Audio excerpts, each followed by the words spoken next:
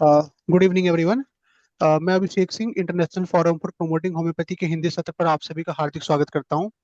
आप सभी जानते हैं कि आईएफपीएच फोरम एक अंतर्राष्ट्रीय फोरम है, जो पिछले कोविड काल से निरंतर दैनिक वेबिनार का आयोजन करता आ रहा है। प्रारंभ में यह अंग्रेजी और मलयालम भाषा में किया जाता था। तत्पश्चात राष्ट्रीय भाषा हिंदी में भी इसका आयोजन किया जाने लगा। इस प्रकार के कार्यक्रम का मुख्य उद्देश्य होम्योपैथी की विशिष्ट पहचान के तहत सभी लोगों के पास ज्ञान को साझा करना और सभी के बीच एक सद्भावना को प्रोत्साहित करना है।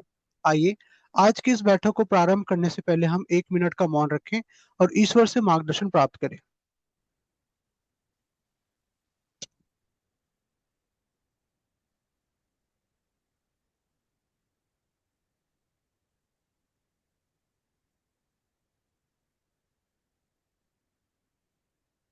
धन्यवाद। आज के इस वेबिनार में हमारे साथ हैं होम्योपैथी के प्रतिष्ठित शिक्षक doctor Sandeep Narayan Shankar Parekh sir. Sir ने बीएचएमएस से एमडी होम्योपैथी हैं और मेट्रिया मेडिका में 17 वर्षों का एक्सपीरियंस रखते हैं। वर्तमान में वे प्रोफेसर होम्योपैथिक मेट्रिया मेडिका तथा Maharashtra university of health science Nashik में पीजी गाइड के रूप में कार्यरत हैं। सर ने 11 शोध पत्र प्रकाशित किए हैं और solving emotional issue naturally through 38 flower remedies पुस्तक के लेखक हैं। उनके ज्ञान और एक्सपीरियंस को आज आज का सत्र हम सभी के लिए अत्यंत लाभदायक है। हम उनका हार्दिक स्वागत करते हैं। Over to you sir. Thank you sir. आज का जो हमारा टॉपिक है वो है homeopathic management of sport injury. तो सबसे पहले मैं आप सभी का धन्यवाद बोलूंगा आईएफपीएच का।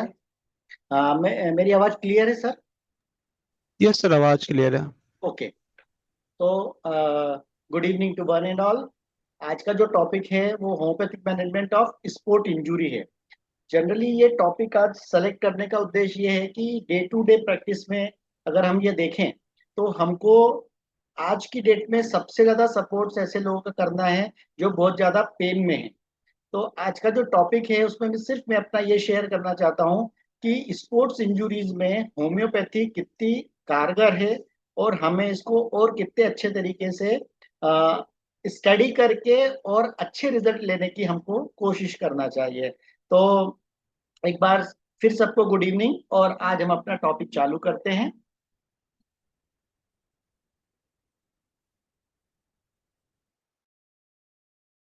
तो सबसे पहले हम चालू करते हैं स्पोर्ट्स इंजरी रिलेटेड बात करना कि स्पोर्ट्स इंजरी क्या है। क्योंकि स्पोर्ट्स इंजरी की अगर हम बात करें तो जनरली अगर इस तरीके से सोचे तो हमारे दिमाग में सिर्फ एक चीज आती है कि जो लोग स्पोर्ट्स खेलते हैं या फिर जो एथलेटिक्स लोग हैं उन लोगों में अगर किसी तरीके से इंजरी हो जाए तो उसके लिए आज हम ये बात करने वाले हैं।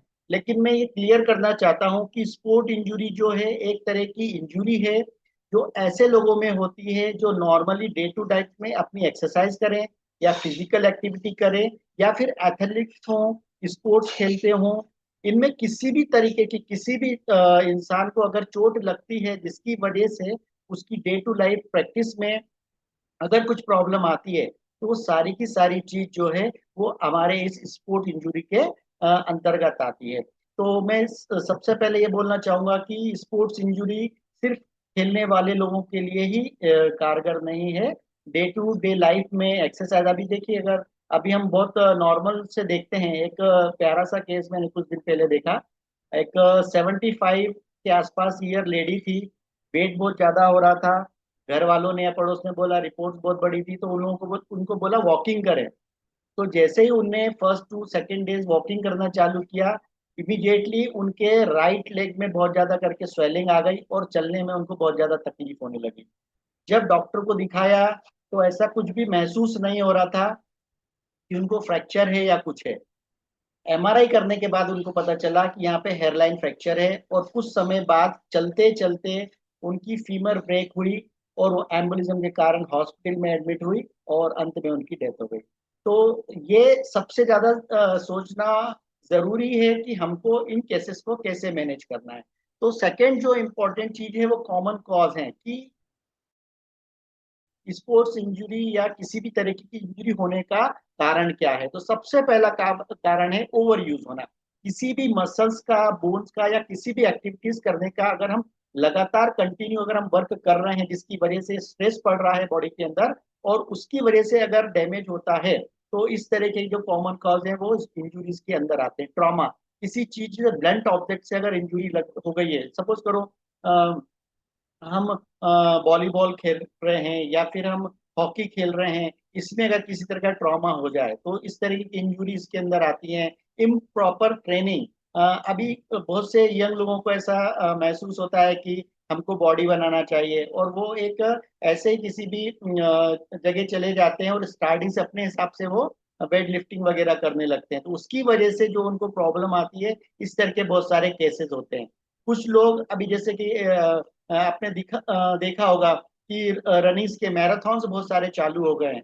तो ये जो मैराथन्स होते हैं स्कूल्स में, कॉलेज में, या फिर ऐसे कम्युनिटी वाले जो करते हैं, वो लोग क्या करते हैं कि उनको ऑर्गेनाइज तो करते हैं लेकिन उनको वार्म अप करने का टाइम नहीं देते हैं, स्टार्टिंग से एकदम उनको रनिंग करने के लिए मौका मिलता है। तो ऐसी कंडीशंस में भी बहुत सारे इंजुरीज होने के चांसेस हैं। तो प्योर टेक्निक हो गई, इम्प्रॉपर ट्रेनिंग हो गई है, लैक ऑफ वार्म अप है, ट्रॉमा है और ओवर यूज है। तो अधिकतर हमने हमारे प्रैक्टिस में ये देखा है कि इस तरह के जो भी केसेस हमको मिले हैं, तो उसमें कहीं ना कहीं ये जो कुछ कॉजेज हैं वो बहुत ज्यादा देखने को मिलते हैं। सेकेंड इंपॉर्टेंट बात है, होम्योपैथिक का क्या रोल है। अगर हम एक तरह से देखे जाए तो जो एथलीट लोग हैं वो लोग कंटिन्यू अपना वर्क करते हैं और वो किसी ना किसी पेन से या फिर किसी ना किसी डिजीज से सफर करते हैं, तो होम्योपैथिक उनके पेन को कम करेगी, उनके परफॉर्मेंस को बढ़ाएगी। कुछ लोग ऐसे हैं जो क्रॉनिक डिसेबिलिटी से सफर कर रहे हैं, उनका ट्रीटमेंट प्रॉपर नहीं हुआ है, उन लोगों को होम्योपैथिक जल्दी से जल्दी हेल्दी रिकवरी करेगी और उनके डेली लाइफ में उनका हेल्प करेगी। होम्योपैथिक का सबसे मेन उद्देश्य ये है कि वो होलिस्टिक मैनेजमेंट करता है, ना कि डिजीज एक पर्टिकुलर पार्ट पे वर्क करता है, एज अ होल पूरे बॉडी को इन्वॉल्व करके मेंटल एंड फिजिकली हेल्थ हमको देता है। तो ये इसका सबसे बड़ा स्कोप है होम्योपैथी का। अभी अगर आपको मालूम होगा तो इंटरनेशनल जितने भी गेम्स हो रहे हैं, ओलंपियाड वगैरह गेम हो रहे हैं, उसमें स्पोर्ट्स इंजरी के लिए होम्योपैथ्स को भी अभी अपॉइंट करते हैं। तो अभी होम्योपैथी स्पोर्ट्स इंजरी के लिए बहुत अच्छा रोल प्ले कर रहा है। तो ये हल्का सा इंट्रोडक्शन है। अभी हम बात करेंगे टाइप्स ऑफ स्पोर्ट्स इंजरी की। वैसे तो अगर हम देखें तो बहुत डिफरेंट डिफरेंट टाइप्स की इंजुरीज हमें देखने को मिलती हैं, लेकिन इन इंजुरीज को अगर मैं दो पार्ट में डिवाइड करूं, एक एक्यूट इंजुरीज है और सेकंड जो है वो क्रॉनिक इंजुरी है। एक्यूट इंजरी वो इंजरी होती है जो सडन एकदम अगर होती है तो इस तरह की वॉयलेंस हो और सडन हो और जिसकी सीवियरिटी बहुत ज्यादा हो, तो इस तरह की जो इंजरीज हैं वो सारी हमको एक्यूट इंजरीज में देखने को मिलती हैं। एक्यूट इंजरी में अगर हम देखें तो सबसे ज्यादा जो केसेस हमको मिलते हैं वो मिलते हैं स्प्रेन के, फ्रैक्चर्स, डिसलोकेशन और कंट्यूजन। तो ये वाले केसेस हमको अधिकतर देखने को मिलते हैं।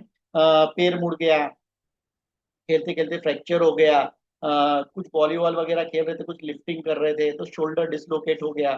तो इस तरह के जो केसेस हैं वो हमको सारे के सारे एक्यूट इंजरीज के अंदर देखने को मिलते हैं। सेकेंड जो है पार्ट हमारे पास वो है क्रॉनिक इंजुरी का। और अभी क्रॉनिक इंजुरी को अगर हम समझते हैं तो यहाँ पे मैं ये बोलना चाहूंगा कि किसी एक पर्टिकुलर पार्ट का रिपीटेडली स्ट्रेस अगर वहां पे पड़ रहा है, तो इस टाइप्स की जो इंजुरी होती है वो इंजुरी को हम क्रॉनिक इंजुरीज के अंदर कवर करते हैं। जैसे सपोज करिए अगर कोई रनर है, वो रोज अपनी प्रैक्टिस करता है और वो प्रैक्टिस करने के लिए डेली रनिंग करता है। अब वो रनिंग करने की वजह से उसके एक पर्टिकुलर पार्ट पे वो स्ट्रेस पड़ता रहेगा, और वो जब स्ट्रेस पड़ता रहेगा उसकी वजह से वो आगे चल के वहां पे या तो क्रैक आ जाएगा या फिर वो पूरा की पूरा फ्रैक्चर हो सकता है। तो इस टाइप्स के जो केसेस हमको देखने को मिलते हैं वो सारे स्ट्रेस फ्रैक्चर्स के अंदर आते हैं। बर्साइटिस है, टेंडनाइटिस है, तो इस टाइप्स के जो केसेस हैं वो सारे के सारे केसेस हमारे क्रॉनिक इंजरीज के अंदर या रिपीटेडली स्ट्रेस पड़ने की वजह से हमको देखने को मिलते हैं। तो इन ओवरऑल अगर हम इंजरीज की बात करें तो कुछ ऐसे केसेस हैं जो हमको अधिकतर देखने को मिलते हैं अपनी प्रैक्टिस के अंदर। इसमें सबसे पहला है वो है एंकल स्प्रेन। एंकल स्प्रेन होने के बहुत सारे कारण हो सकते हैं, और ये एंकल स्प्रेन आपको चाइल्ड में भी बहुत ज्यादा देखने को मिलेंगे, है ना। तो इसके बहुत सारे कारण हो सकते हैं, वो हम आगे डिस्कस करेंगे। तो एंकल स्प्रेन है, टेनिस एल्बो, आज की डेट में बहुत सारे केसेस आपको टेनिस एल्बो पे मिलते हैं। अधिकतर जनरली टेनिस एल्बो के बारे में जब बात करते हैं, तो इन लोगों को ज्यादा प्रॉब्लम होती है जो टेनिस खेलते हैं, और इसका भाई है गोल्फ। तो टेनिस एल्बो के केसेस हमको बहुत ज्यादा मिलते हैं, और इसके जो पेशेंट्स हमको देखने मिलते हैं, जो फैमिली मेंबर्स हैं, मतलब जो घर में वर्क करती हैं वुमेन्स लोग, फीमेल्स लोग, उन लोगों को, या फिर कोई ओवर वर्क करता है जिसका हैंडलिंग वगैरह, कपड़े धोना है, झाड़ू वगैरह लगाना है, मतलब घर के जो काम करते हैं, उन लोगों में ज्यादा टेनिस एल्बो हमको प्रॉब्लम्स देखने को मिलती है। रनर्सरी है, मसल्स टीयर्स हैं। तो ये जो कुछ कॉमन डिजीज है, कॉमन कॉज हैं, जो हमको प्रैक्टिस में देखने को मिलते हैं। Second, common types of sports injury. अभी common types of sport injury मतलब ऐसी इंजरी या ऐसे बॉडी के अंदर किसी भी पार्ट में ऐसी इंजरी होना जो डिफरेंट डिफरेंट एक्टिविटीज करने की वजह से हो। सबसे पहले अगर इसमें हम बात करते हैं इंजरीज के अंदर, तो जैसे मैंने पहले ही बताया, स्ट्रेन एंड स्प्रेन। तो अभी स्प्रेन की अगर हम बात करते हैं, तो अगर हम लिगामेंट से या कुछ भी, अगर ऐसा जो बोन से बोन को कनेक्टिविटी करते हैं लिगामेंट्स, अगर हम किसी तरीके से बहुत ज्यादा अपन को स्ट्रेच करना है, या कोई सामान अगर ऊपर से उठाना है, तो इस तरीके के जो हमने काम किए उसकी वजह से अगर हमारे लिगामेंट्स टीयर हो जाते हैं या फिर वो स्ट्रेच होते हैं, जिसकी वजह से हमारे को मूव में या फिर वर्क करने में कुछ प्रॉब्लम हो, तो इस टाइप के जो केसेस हैं वो हमारे स्प्रेन में आते हैं। स्ट्रेस के अंदर हमको क्या मिलता है, मसल्स और टेंडॉन्स है जो अपने बोन्स को कनेक्टिविटीज करते हैं। अगर उनके अंदर कोई प्रॉब्लम हो जाए, तो टेंडॉन्स और मसल्स के अंदर हमको स्ट्रेस देखने को मिलता है। अभी जैसे मैंने पहले बोला था कि एड़ी मुड़ गई है। अभी एक बहुत प्यारा केस था। 2 मंथ डिलीवरी थी वुमेन्स को, घर में काम कर रही थी फीमेल, और उसको ऊपर से एक डब्बा उठाना था। तो इन दैट टाइम उसने वो उठाने के लिए अपने पैर से खड़े होकर उसको हैंडल करने की कोशिश करी, और उसके बाद उसको सीवियर कॉलिक होने लगा, एब्डोमिनल पेन होने लगा, और हल्की सी ब्लीडिंग भी हुई। तो इस टाइप के जो केसेस आते हैं वो यहाँ पे हम कवर कर सकते हैं, और उसके लिए एक इंडिकेट मेडिसिन है रस्टॉक्स। तो और हमारे अगर अभी नॉर्मल देखा जाए, तो हमको इस तरह के केसेस बहुत ज्यादा देखने को मिलते हैं। अपने इंडिया के अंदर सबसे ज्यादा लिगामेंट्स टीयर्स के केस हमको देखने को मिलते हैं। स्पोर्ट्स के तो रहता ही है, इसके अलावा अगर हम देखें तो एक्सीडेंट होता है, गाड़ी से हम गिर गए हैं, तो ऐसे जगह में टीयर्स वाले लिगामेंट टीयर के केसेस हमको बहुत ज्यादा देखने को मिलते हैं। तो इसमें भी हमारा होम्योपैथी का बहुत अच्छा रोल है। सेकेंड है हमारी बात, नी इंजुरीज के अंदर हम बात करते हैं, है ना। तो इसके अंदर मैनिकल डैमेज हो सकता है, रनर्स री हो सकता है ना। तो इस टाइप्स के जो केसेस हैं, मतलब जो कंटिन्यू प्रैक्टिस कर रहे हैं और उनके अंदर टेंडॉन्स जो हैं नी जॉइंट्स के, वहां पे अगर कोई तरह का डैमेज होता है, तो इस तरह के केसेस भी हमारे को नी इंजरीज में देखने को मिलते हैं। नेक्स्ट है शोल्डर इंजरीज का। तो शोल्डर इंजरीज के अंदर अगर हम बात करते हैं, तो ऐसे एथलीट्स लोग जो बहुत ज्यादा तैराकी करते हैं, या फिर बास्केटबॉल खेलते हैं, वॉलीबॉल खेलते हैं, इन लोगों के अंदर सबसे ज्यादा क्या करते हैं, शोल्डर जॉइंट्स का मूवमेंट बहुत ज्यादा रहता है।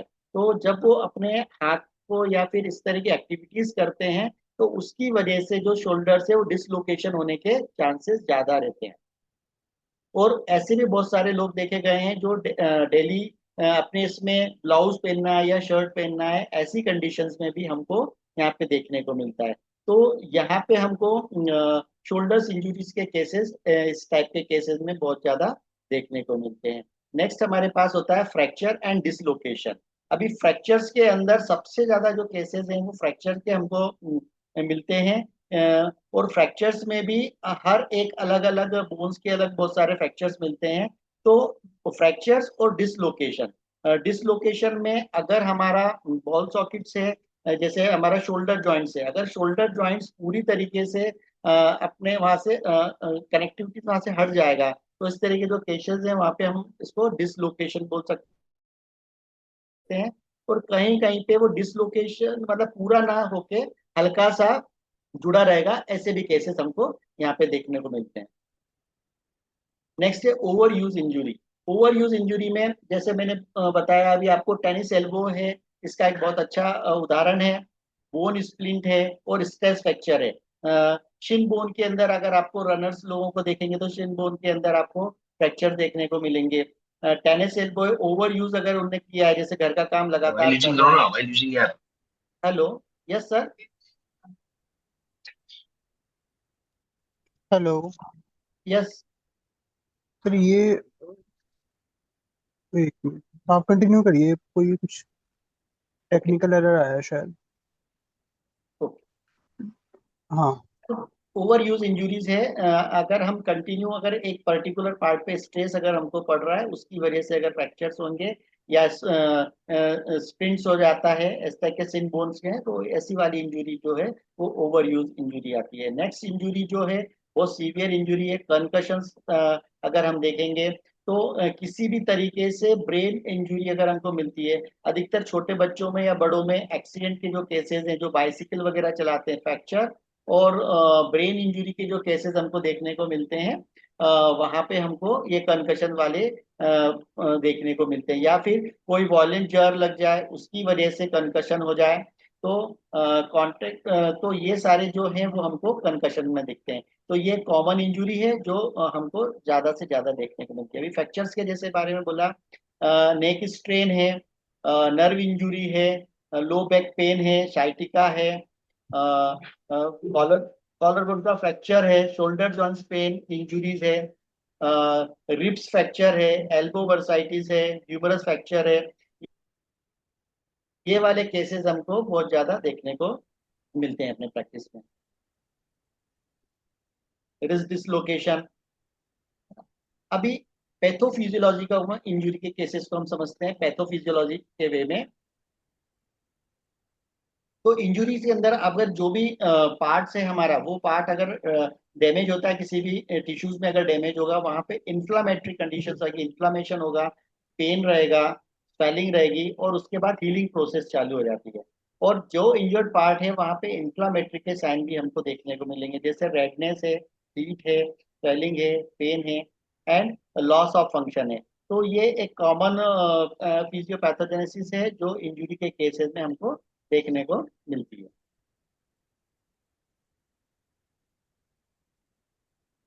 अब कन्वेंशनल मैनेजमेंट हम क्या कर सकते हैं? अभी ये एलोपैथ मतलब कोई भी प्रैक्टिस में अगर हम रहते हैं, तो ये बहुत ज्यादा इम्पोर्टेंट है हमको कि हम कन्वेंशनल मैनेजमेंट करें। सबसे पहला जो इम्पोर्टेंट है, ये सबको मालूम है कि rice protocol. Rice protocol injury के केसेस में, स्पेशली स्प्रेन हो, इस टाइप के केसेस जो होते हैं, वहां पे हमको राइस प्रोटोकॉल को बहुत अच्छे से फॉलो करना चाहिए। राइस प्रोटोकॉल के अंदर क्या बताया? रेस्ट है, आइस है, कंप्रेशन है, इलेवेशन है। एलोपैथी कुछ मेडिसिन और पेन किलर देते हैं, है ना।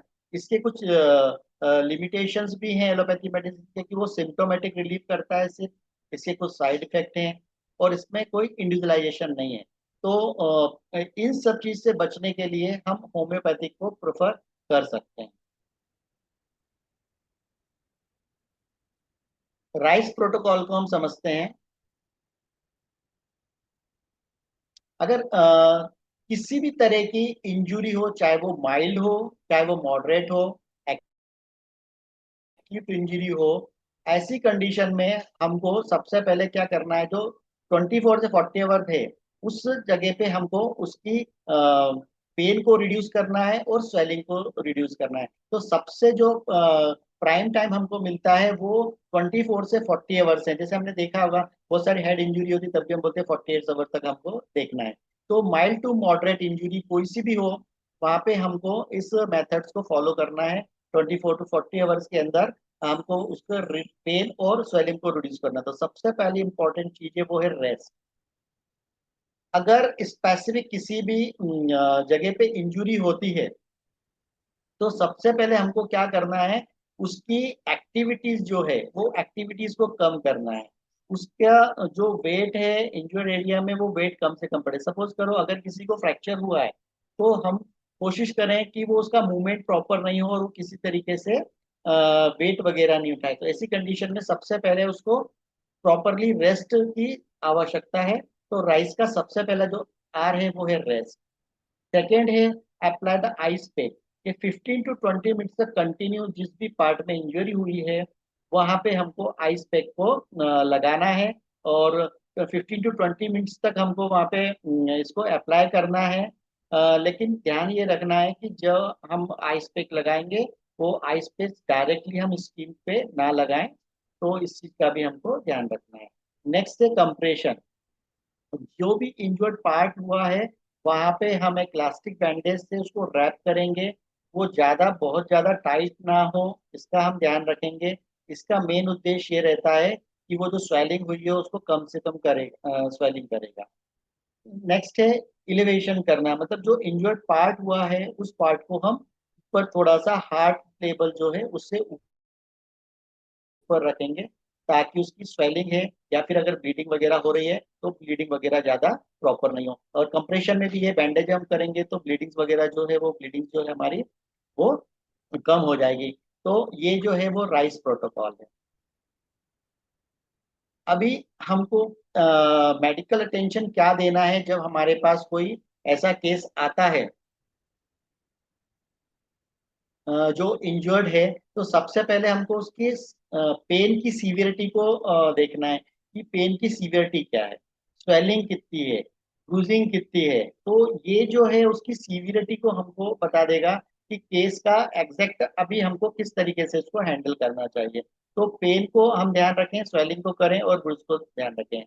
अगर किसी पार्ट में, बोन में या फिर जॉइंट में, जैसे जॉइंट है डिसलोकेटेड हो गया है जॉइंट को, वो हमारे लिए बहुत ज्यादा सीवियर है कि उसको लोकेट करना बराबर अपनी जगह पे वो फिट हो, और उसके बाद हम आगे के बारे में सोचेंगे। तो डिसलोकेशन है हमारे पास, डिफॉर्मिटी हो गई है, बोन फ्रैक्चर वगैरह हो गई है, ऐसे सारे केसेस में हमको पहले ये ध्यान रखना है। जो भी इंजर्ड पार्ट हुआ है लिम्फ का तो वो वेट वगैरह हम उसको ना दें, क्योंकि अगर इस वेट वगैरह होता है तो हो सकता है आगे जाके और प्रॉब्लम हमको रहे।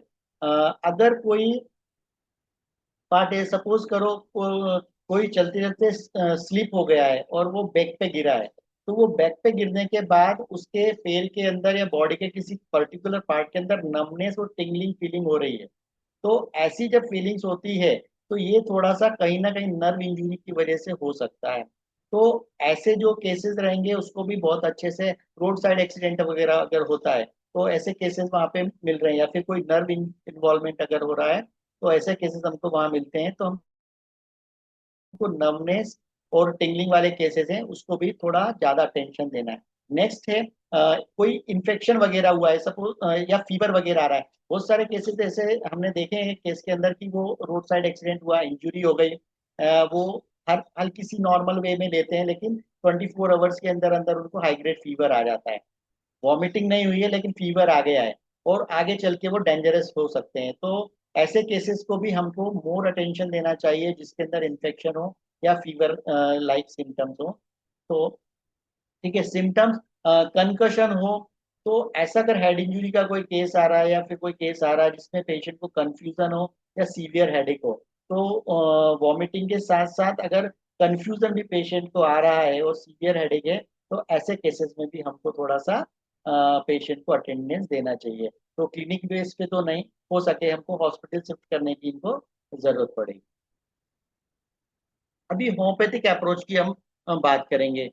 तो होम्योपैथिक अप्रोच की अगर हम बात करते हैं तो सबसे इम्पोर्टेंट चीज अगर देखें तो प्रिंसिपल जो हमारा होम्योपैथी का है, सिमिलिया सिमिलस प्रिंसिपल, समान का समान से चिकित्सा।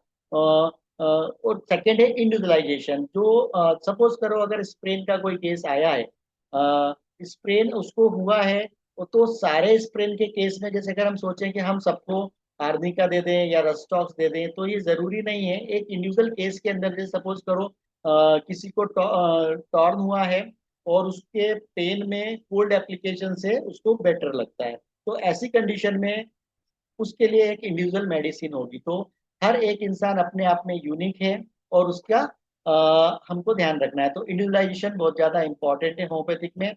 नेक्स्ट है holistic approach, person as a whole. हम एक इंडिविजुअल इंजुरी को ही इम्पोर्टेंस ना देंगे, उसके साथ साथ हम एज अ होल पर्सन जो है उसकी सारी प्रॉब्लम्स को टोटलिटी ऑफ सिम्टम्स के हिसाब से एक proper mental and physical cure करने की कोशिश करेंगे। तो सबसे इम्पोर्टेंट पॉइंट्स जो है हमारे इसमें प्रिंसिपल्स को फॉलो करना, इंडिविजुअलाइजेशन करना और होलिस्टिक अप्रोच को ध्यान में रखना है। होम्योपैथिक का सबसे बड़ा एडवांटेज क्या है कि ये नेचुरल हीलिंग करता है। तो नेचुरल हीलिंग करने की वजह से जो साइड इफेक्ट्स है वो हमको यहाँ पे नहीं मिलेगा। बॉडी अपने आप को मतलब वाइटल फ्लूइड्स को अगर हम स्टिमुलेट करते हैं और बॉडी खुद अपने आप को हील करती है, तो इस तरीके का प्रोसेस हमको यहाँ पे देखने को मिलता है। सेकेंड है इन्फ्लामेशन और पेन को जल्दी से जल्दी कम करना और नेचुरल हीलिंग करना। तो पेन को सबसाइड करेगा, इन्फ्लामेटरी की जो कंडीशंस है उसको जल्दी से जल्दी मैनेज करता है। कोई प्रॉब्लम उसको रिकरेंस हो रही है उसको प्रिवेंट करेगा, ठीक है। और ये बहुत ही ज्यादा सेफ और नॉन टॉक्सिक है, इसलिए होम्योपैथी अप्रोच करना हमको बहुत ज्यादा जरूरी है। नेक्स्ट हम बात कर रहे हैं होम्योपैथी अप्रोच में।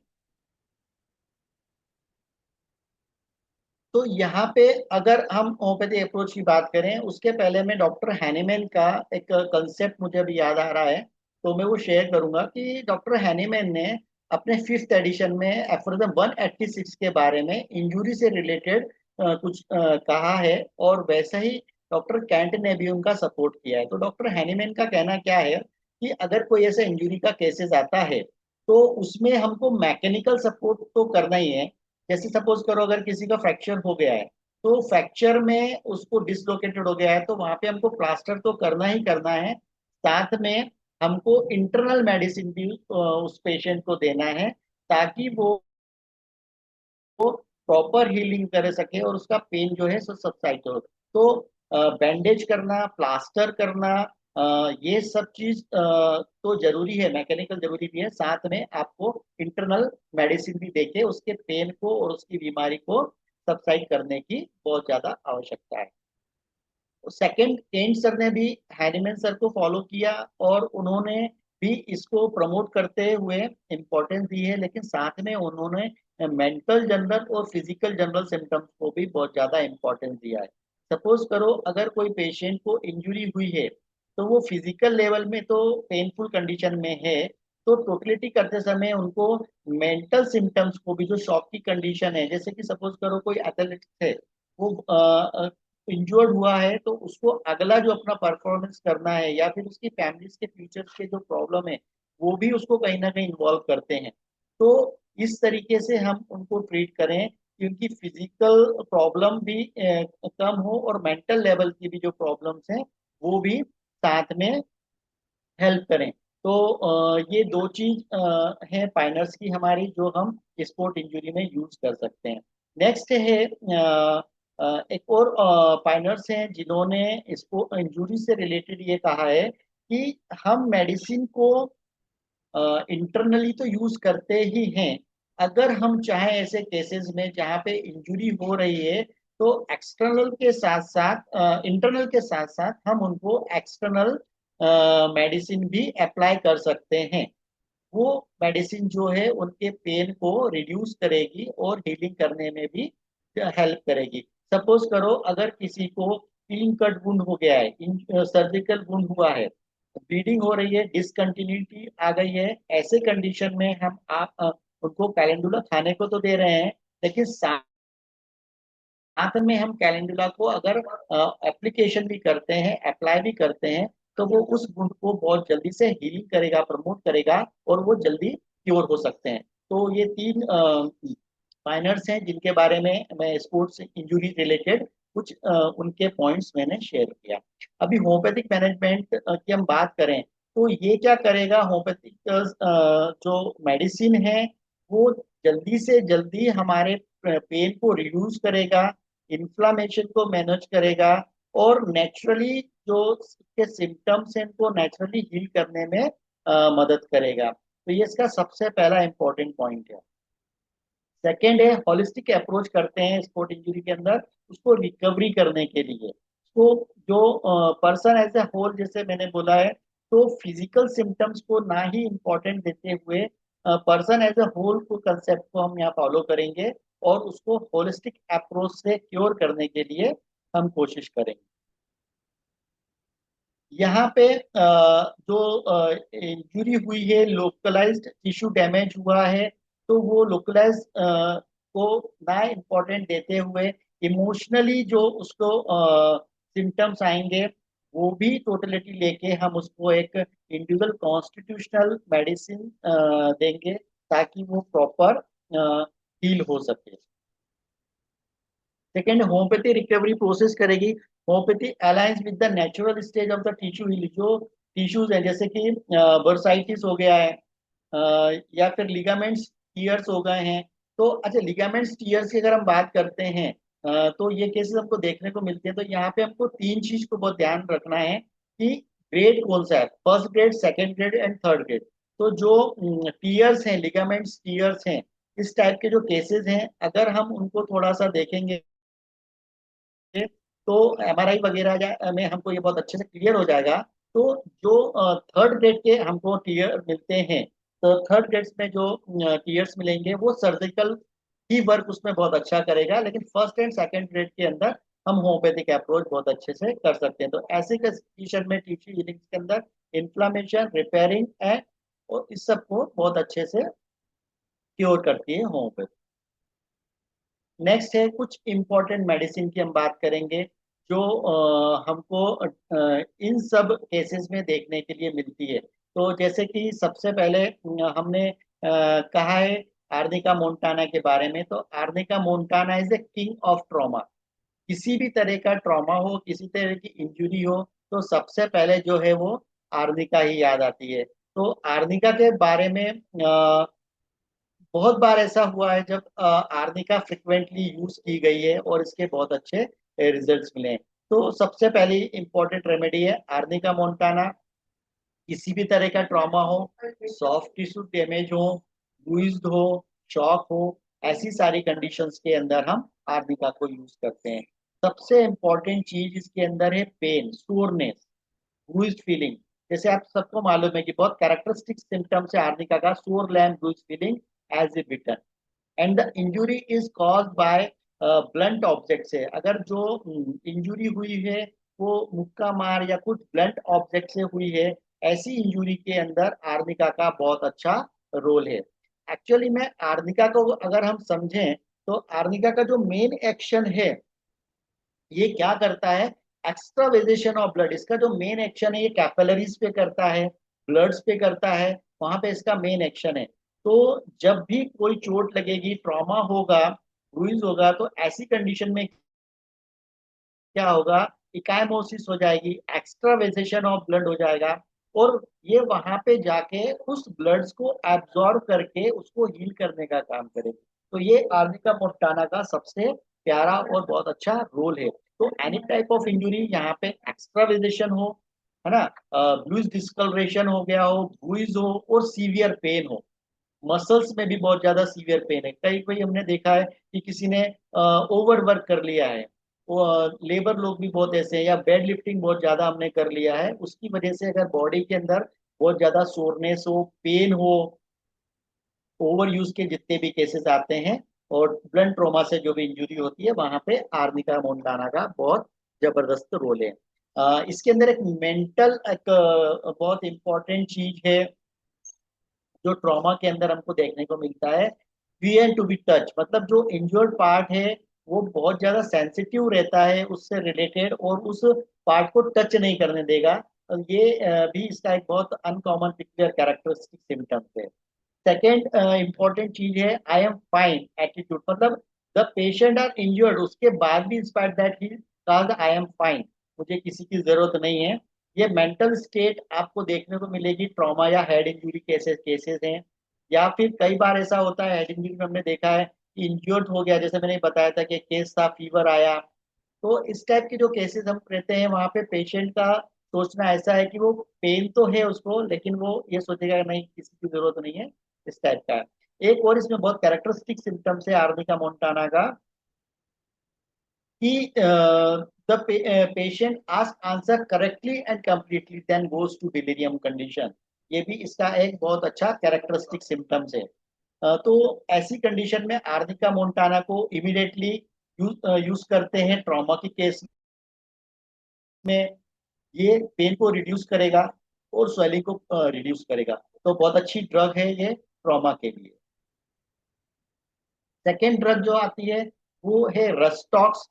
बहुत ही कॉमन ड्रग है, फ्रिक्वेंटली हम हमारी प्रैक्टिस में इसको यूज करते हैं। सबसे इम्पोर्टेंट बात इसके अंदर ये है कि स्टीफनेस ऑफ द मसल्स, जो भी इंजर्ड पार्ट है वहां पे हमको स्टीफनेस देखने को मिलेगा। इसका मेन इम्पोर्टेंट जो पार्ट है, जैसे मैंने बताया, सबसे ज्यादा जो इसकी इंजुरी हम कवर करते हैं वो स्प्रेन और स्ट्रेन के अंदर है। लिफ्टिंग वाले जो सिम्टम्स हैं वो हमको यहाँ पे बहुत ज्यादा देखने को मिलते हैं। हायर चीज से हमने निकाला, या फिर कभी कभी ऐसा होता है कि कोल्ड बेसमेंट है, वहां पे वर्क कर रहे हैं, वहां पे एक्सरसाइज कर रहे हैं, तो ऐसी कंडीशंस में भी वहां पे भी हमको ये प्रॉब्लम्स आती है, तो वहां पे भी रस्टॉक्स का बहुत अच्छा रोल है।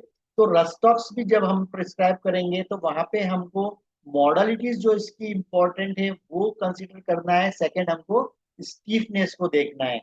और एनी केसेस जो भी हो जहाँ पे भी हमको स्प्रेन स्ट्रेन मिले, तो ये तीन चीज जो है वो बहुत ज्यादा इंपॉर्टेंट है रस्टॉक्स को प्रिस्क्राइब करने के लिए। रस्टॉक्स का सबसे इम्पोर्टेंट बात जो है वो उसकी मॉडलिटीज है कि the complaints are ameliorated by movement and aggravation by rest. और पेशेंट साथ में हमको रस्टॉक्स के लिए रेस्टलेसनेस भी बहुत देखने को मिलता है। आपको मालूम ही है कि rhus tox the trio of restlessness. तो रस्टॉक्स में रेस्टलेसनेस मिलेगा, स्टीफनेस मिलेगा, और मूवमेंट से उसको एमुलरेशन है, और रेस्ट पोजीशन में उसको एग्रावेशन है।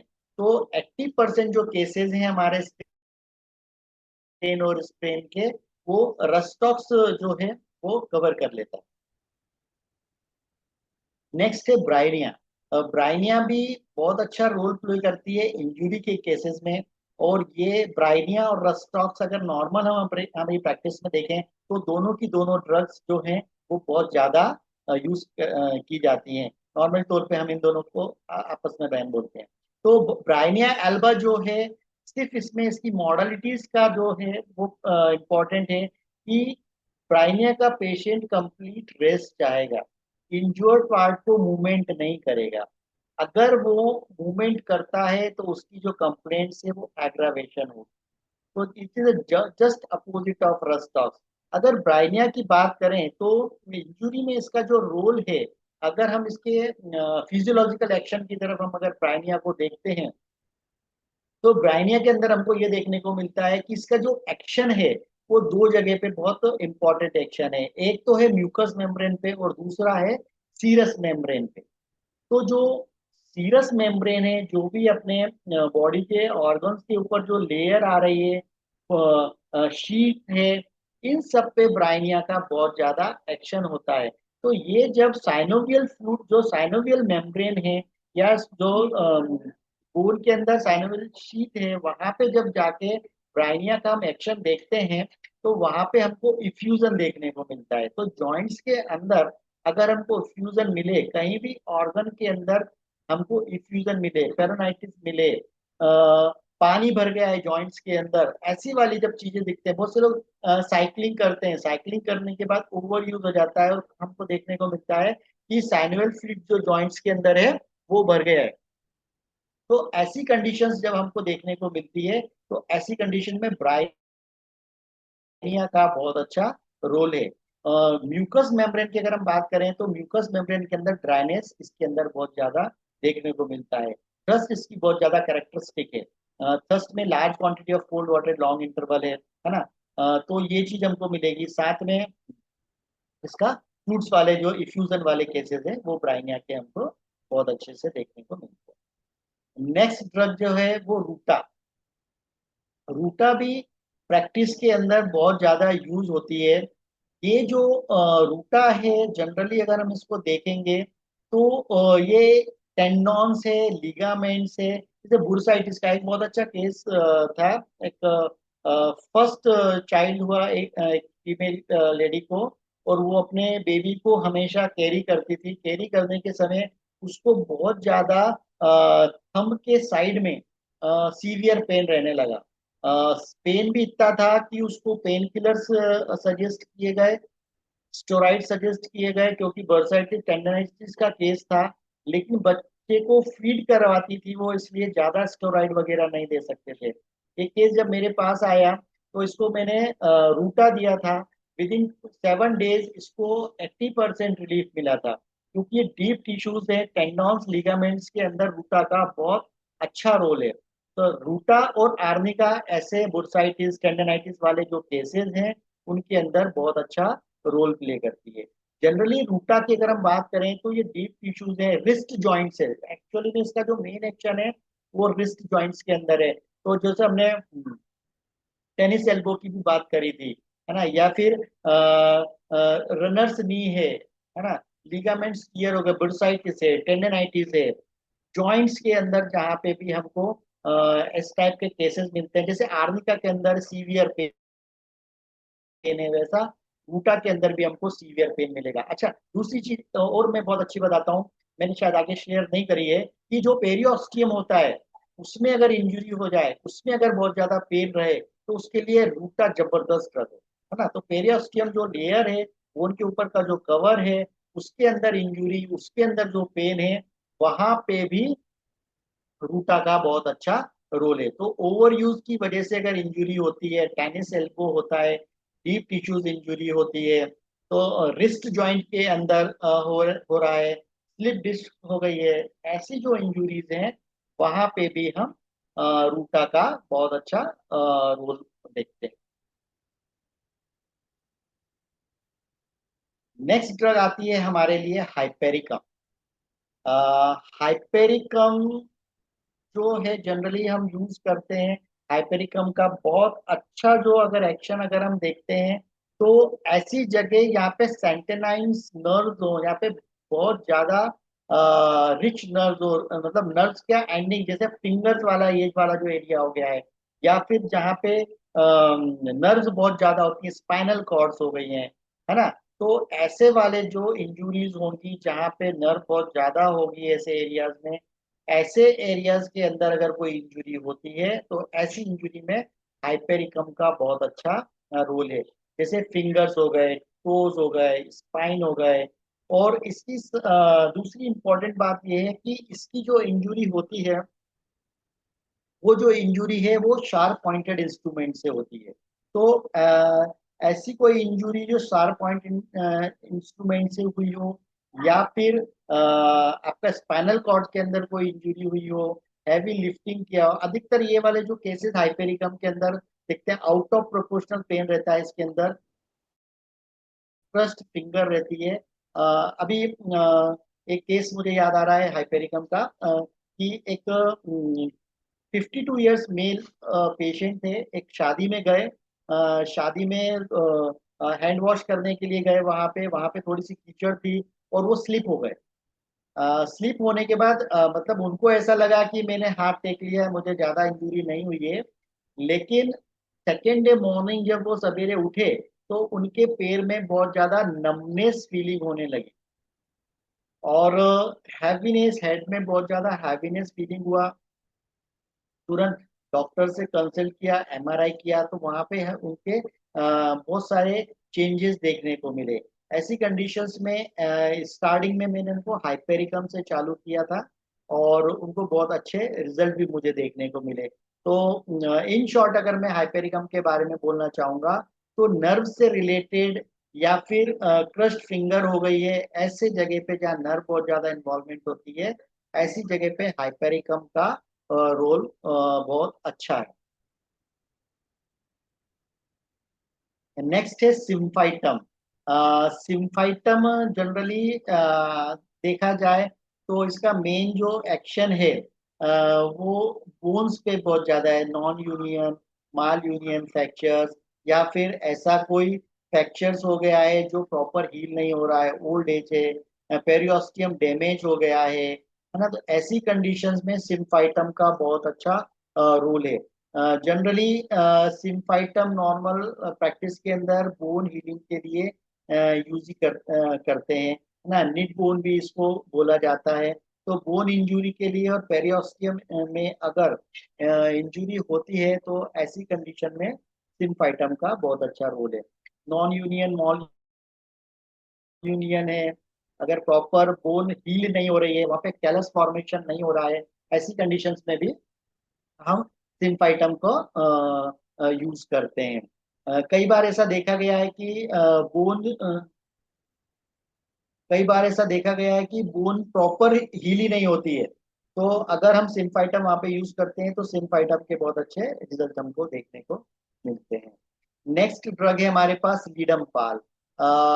लीडम पाल की अगर बात की जाए, अच्छा सिम्फाइटम में भी एक बहुत अच्छा सिम्टम्स है कि अगर किसी कारण से आईज में इंजरी हो जाए, मतलब कोई जैसे सपोज करो कोई क्रिकेट खेल रहा है, क्रिकेट खेलते समय बॉल जो है वो आइस पे आके लग जाए, तो ऐसे केसेस के अंदर भी बहुत अच्छा रोल प्ले करती है symphytum, injury of the eyes. Ledum pal के अंदर कोई आइस की सर्जरी हुई हो, केराटेक्टॉमी हुआ हो, ऐसे काम में लीडम पाल के अंदर भी आइज इंजरी बहुत अच्छी है। आर्निका के अंदर अगर हम आइज से रिलेटेड बात करेंगे तो स्ट्रेस ले रहा है, अगर सपोज करो एक वेट लिफ्टिंग कर रहे थे, कंटिन्यू बहुत ज्यादा वेट लिफ्टिंग किया उनने, और वेट लिफ्टिंग करने के बाद उनके आंखों के अंदर जो है रेडनेस, मतलब पूरी आंख में ऐसा लगा जैसे ब्लड उतर के आ गया। तो ये जो कंडीशन हुई थी, जैसे मैंने बताया था आर्निका के अंदर कि कैपिलरीज रप्चर हुए, तो कंटिन्यू प्रेशर कर रहे हैं और वो प्रेशर शूटअप हुआ और आइस की जो कैपिलरीज है वो रप्चर हुई और आइस के अंदर पूरा रेडनेस आ गया। तो ऐसी जो कंडीशन है वहाँ आर्निका आ गई। ट्रॉमा हुआ है आइस के अंदर कोई, तो ऐसी कंडीशन में सिम्पाइटम आ गई है। आइस के अंदर कोई इंजरी हुई है, लीडम पाल आ गई है। तो डिफरेंट डिफरेंट सिम्टम्स के आधार पर हम मेडिसिन को थोड़ा सा चेंज कर सकते हैं। लीडम पाल, लीडम पाल बहुत अच्छी ड्रग्स है इंजरी के लिए, तो बहुत अच्छा है। अधिकतर में इंजरी के अंदर जैसे स्प्रेन वाले जो केस आते हैं तो आर्मी का तो यूज करता हूँ, लीडम पाल भी मैंने बहुत बार यूज किया और मुझे बहुत अच्छे रिजल्ट मिले हैं। लीडम पाल की खासियत ये है कि लीडम पाल जनरली चिली रेमेडी है। चिली रेमेडी होने के कारण क्या है कि पेशेंट को बहुत ज्यादा फील होता है, मतलब वाइटल हीट की डेफिशिएंसी है, इसलिए इसको हमेशा चिल फीलिंग्स रहता है। लेकिन इसकी इम्पोर्टेंट बात यह है कि इसके कंप्लेंट जो हैं ऑल जो कंप्लेंट्स हैं वो कोल्ड एप्लीकेशन से एमुलरेटेड होते हैं। तो इसका जो पेन है वो इम्प्रूव किससे होगा, कोल्ड एप्लीकेशन से होगा। और जैसे जैसे हमने पहले बात करी थी अ, इसके हाइपेरिकम के बारे में, तो हाइपेरिकम की भी जो इंजुरी है वो शार्प पॉइंटेड इंस्ट्रूमेंट से होती है ना। तो शार्प पॉइंट इंस्ट्रूमेंट में हाइपेरिकम भी वर्क करेगी, शार्प पॉइंट इंस्ट्रूमेंट में आपका लीडम पाल भी वर्क करने वाला है। लेकिन लीडम पाल के अंदर इंपॉर्टेंट बात यह है कि ये कोल्ड एप्लीकेशन जो है उसके अंदर बहुत अच्छा रोल प्ले करेगी। Hello, my voice is clear? Yes sir, yes sir. Okay. तो नेक्स्ट हम ड्रग की बात करते हैं, कैलकेरिया फॉस। जनरली कैलकेरिया फॉस जो है वो बहुत ज्यादा यूज होती है, मतलब कॉमन मेडिसिन है, जो होम्योपैथ नहीं है वो भी कैलकेरिया फॉस का बहुत ज्यादा यूज करते हैं, क्योंकि कैलकेरिया फॉस जो है it is a combination of phosphoric and Calcarea.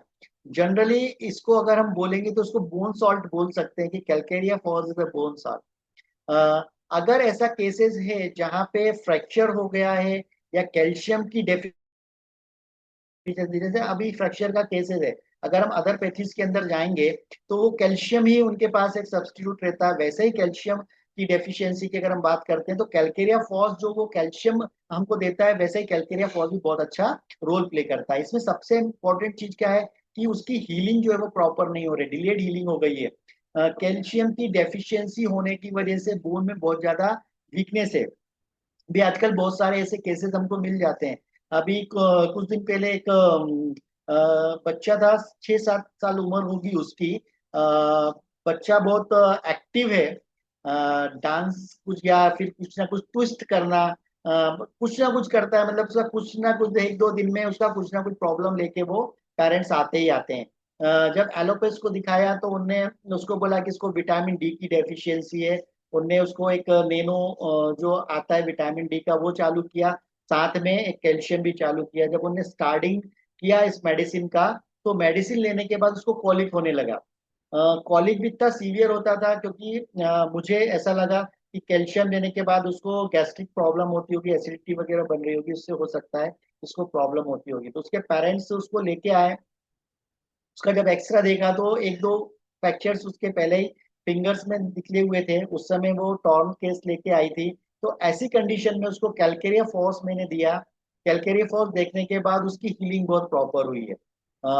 तो कैलकेरिया फॉस का बहुत अच्छे रिजल्ट्स हैं ऐसे केसेस में जहाँ डेफिशिएंसी हमको देखने को मिलती है। तो ऐसे केसेस में हम कैलकेरिया फॉस को यूज कर सकते हैं। बेलिस्पर जो है वो डीप टिश्यूज के लिए बहुत इंपॉर्टेंट ड्रग है। एब्डोमिनल या डीप मसल्स के अंदर इंजरी होती है ऐसे केसेस में, जैसे रोड साइड एक्सीडेंट है, ट्रॉमा है ना, रेलवे स्पाइन के केसेस हैं, या तो डीप, जब भी वो सर्जिकल अगर हो रहा है, डीप सर्जिकल के केसेस भी अगर आपको मिलते हैं, तो ऐसी कंडीशंस में बेलिस पर भी बहुत अच्छा रोल प्ले करती है।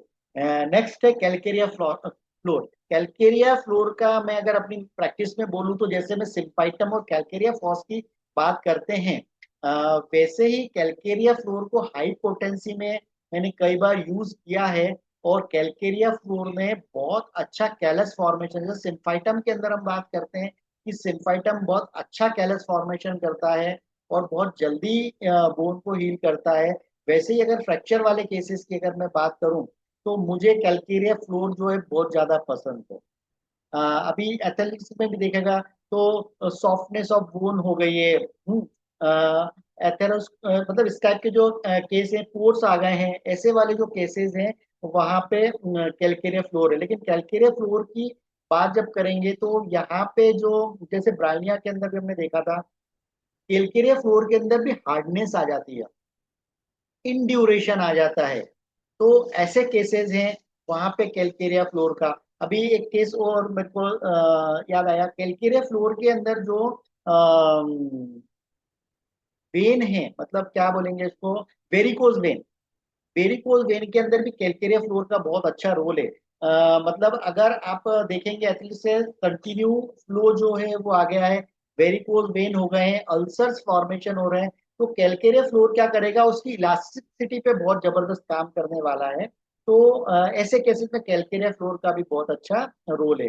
तो ऐसे केसेस जहाँ पे ओवर स्ट्रेचिंग रहे टेंडॉन्स और लिगामेंट्स के ऊपर अगर प्रॉब्लम आ रहा है, फ्रैक्चर्स अगर हो रहे हैं, ऐसे केसेस के अंदर हम कैलकेरिया फ्लोर को यूज कर सकते हैं। लेकिन इसके अंदर इंपॉर्टेंट यही है कि जो स्वेलिंग है वो हार्डनेस यहाँ पे मिलेगा, स्टोनी हार्डनेस यहाँ पे मिलेगा, इंड्यूरेशन यहाँ पे मिलेगा हमको। जो बोन है उसमें सॉफ्टनेस आ जाएगी, मतलब स्ट्रेस वाली बातें जो कंडीशंस है वो भी हमको कैलकेरिया फ्लोर की यहाँ पे देखने को मिलेगी। और कैलस के बारे में तो मैंने आपको अभी बताया ही है। तो ऐसी कंडीशन में भी कैलकेरिया फ्लोर जो है बहुत अच्छा रोल प्ले करने वाली है। इन ओवरऑल अगर मैं बात करूं तो इजीली समझने के लिए अगर हम चलते हैं, तो जो मैंने पहले कॉमन डिजीज हमारा इंजरीज बताई थी, उसके हिसाब से अगर हम बात करेंगे तो सबसे पहले चीज है स्प्रेन एंड स्ट्रेन। तो स्प्रेन एंड स्ट्रेन की कंडीशन में फ्रिक्वेंटली हम यूज कर सकते हैं रस्टॉक्स, रूटा एंड आर्निका। ये तीनों की तीनों ड्रग्स जो हैं वो स्प्रेन और स्ट्रेन में बहुत अच्छा रोल प्ले करती हैं। तो according to symptomatology, according to injuries, according to parts के हिसाब से आप ऐसे केसेस के अंदर रस्टॉक्स, रूटा और आर्निका को यूज कर सकते हैं। ठीक है। ब्रूइज और कंट्यूजन का केसेस अगर मिलते हैं हमको, ऐसी कंडीशन में आप आर्निका यूज कर सकते हैं, बैलिस्पर कर सकते हैं और लीडम पाल कर सकते हैं। तो ऐसी कंडीशन में ये तीन ड्रग्स जो हैं वो टोटलिटी और सिम्टोमेटोलॉजी के आधार पर आप ब्रूइज और कंट्यूजन में यूज कर सकते हैं। टेंडनाइटिस है या लिगामेंट्स टियर हो गए हैं, ऐसी कंडीशन में आप रूटा और रस्टॉक्स को यूज कर सकते हैं। एक लिगामेंट टियर का मैंने जैसे आपको केस बताया था, नी जॉइंट में बाइक से स्लिप हो गए थे और उनको प्रॉब्लम थी, टियर हो गया था। ऐसी कंडीशन में ब्राइनिया भी मैंने यूज किया है 1 एम पोटेंसी में, और उसके बहुत अच्छे रिजल्ट आपको देखने को मिले। तो टेंडनाइटिस एंड लिगामेंट टियर के अंदर रस्टॉक्स एंड रूटा बहुत अच्छा रोल प्ले करती है।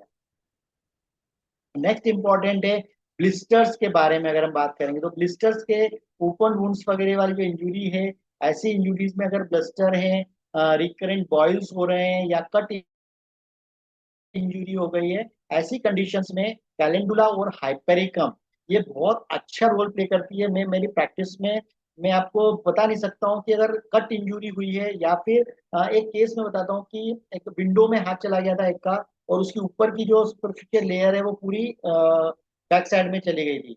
वैसे की वैसे उसने उसको पट्टी से बांधा। नेक्स्ट डे जब वो आया तो वो इंजुरी को जैसे ही उसके ऊपर कैलेंडुलर हाइपेरिक का मदर टिंचर लोकली अप्लाई किया, मतलब आप बोल नहीं सकते हैं कि वो इंजुरी वहां पे उस पार्ट में इंजुरी हुई थी। तो इतना अच्छा रोल है कैलेंडुला का और हाइपेरिकम का कट इंजुरी के अंदर। जनरली कैलेंडुला ऐसी कोई सी भी इंजुरी हो जहाँ पे क्लीन कट वुंड हुआ हो, आप जैसे जानते हैं कैलेंडुला के अंदर कि ये एंटीसेप्टिक रोल प्ले करता है। ये किसी भी कट इंजरी के अंदर क्या करेगा, वहां पे हेल्दी ग्रेन्युलेशन को प्रमोट करेगा और जल्दी से जल्दी उसको हील करने के लिए अपना मतलब जल्दी से जल्दी हील करेगा। तो ये इसका कैलेंडुला का बहुत अच्छा रोल है। अगर वहाँ पुट्रिफिकेशन आ गया है, ब्लड की प्रॉपर सप्लाई नहीं हो रही है, वहां पे नेक्रोसिस हो गई है, ऐसे वाले केस में भी कैलेंडुला बहुत अच्छा रोल प्ले करता है। तो हाइपेरिकम और कैलेंडुला को एक्सटर्नली मदर टिंचर में आप लोकल अप्लाई कर सकते हैं, और इंटरनल भी आप कैलेंडुला को दे सकते हैं अगर डिस्टेंस के या कट इंजुरी के केसेस आपको यहाँ पे देखने को मिलते हैं। कास्टिकम बर्निंग वाले केसेस में बहुत अच्छा रोल प्ले करेगा। नर्व इंजुरी है, सोरनेस है, इस टाइप की जो इंजुरी होती है वहां पे हाइपेरिकम जो है वो बहुत अच्छा रिजल्ट दे सकता है। सर अभी हम सर लास्ट के 3 मिनट्स हैं, आप फटाफट थोड़ा वाइंड अप करिए क्योंकि नेक्स्ट ठीक सेशन स्टार्ट होने वाला है। ठीक है, ओके सर। तो अगर हम मेडिसिन की बात करते हैं तो एक्यूट फेस और उसकी पोटेंसी का हमको बहुत ध्यान रखना है। अगर इंजरी होती है एक्यूट फेज में, अगर आपके पास कोई इंजरी आती है तो इसका रिपीटेशन बहुत ज्यादा इंपॉर्टेंट है कि 30 मिनट्स टू 20 आवर्स में दिन भर में कम से कम 5 से 6 डोजेज वहां पे चले जाएं। तो अगर आप इसका रिपीटेशन अच्छा करते हैं तो आपका इंजरी का केस जो है बहुत जल्दी अच्छे रिजल्ट देगा। पोटेंसी के बारे में अगर बात करें तो एक्यूट केसेस के अंदर अगर हमको फ्रिक्वेंटली डोजेस देना है तो जनरली 30 पोटेंसी से हम चालू करें, और आगे चल के पोटेंसी को सीवियर पेन है, अगर एक्यूट ट्रोमा है तो 200 एंड हाई पोटेंसी हम यूज कर सकते हैं। आर्निका 1 एम तक आप लेके जा सकते हैं। आर्निका का बहुत अच्छा रोल है हाई पोटेंसी के अंदर।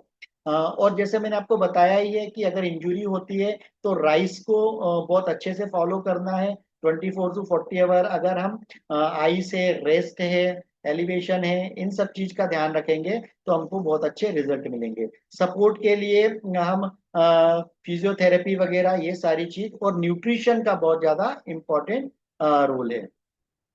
तो ये एक छोटा सा लेक्चर शेयर कर रहा हूँ जो मैं अपनी क्लिनिक में अप्लाई करता हूँ, और मैं उम्मीद करता हूँ आपको ये टॉपिक पसंद आया होगा। Thank you one and all sir. Thank you so much sir for this wonderful lecture. I hope सबको काफी चीजें सीखने को मिली होंगी। And now it's time for our next session.